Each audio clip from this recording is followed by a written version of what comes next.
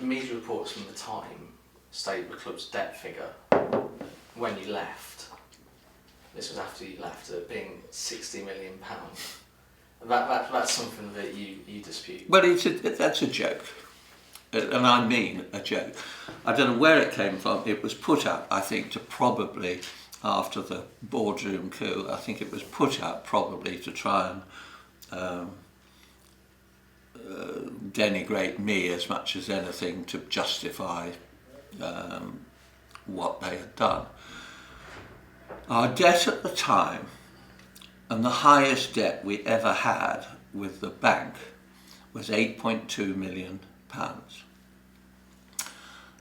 After that, that was before we sold players post-relegation, right? Yeah. The only other debt left then, because all of the player sales covered the debt easily, was Derek Higgs, or the Higgs Trust, which was, I think, £2.5 million, and that was on what was called a soft loan at the time. So we're not expecting that back. Correct, yeah. And the other money was the money from Robinson, Jeffrey Robinson. And again, that was on similar terms. So in hard loans to the company, you've got the bank, and the bank always preferential debtor. So if they had foreclosed, which they weren't going to do, and the other thing you've got to bear in mind is that as far as the bank were concerned, they, by this stage, had got about 7 or 8 other football clubs.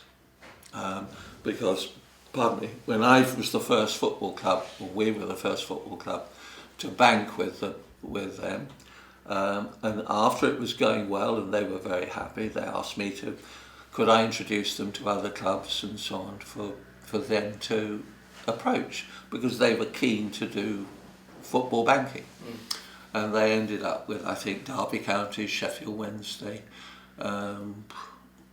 Chelsea, Manchester City, Everton. They only wanted Premier League clubs, which is fine.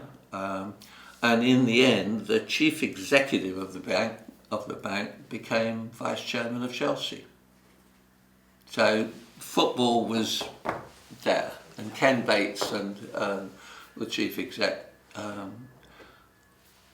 worked together for years after, until Abramovich bought Chelsea. So the figure of 60 million.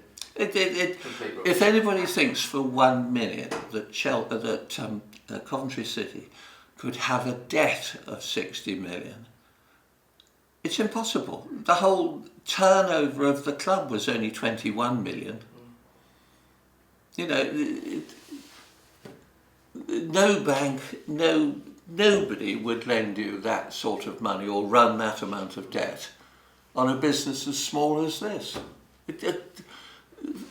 Any fan could forget that. It's a joke, honestly, and it's the most ridiculous piece of misinformation.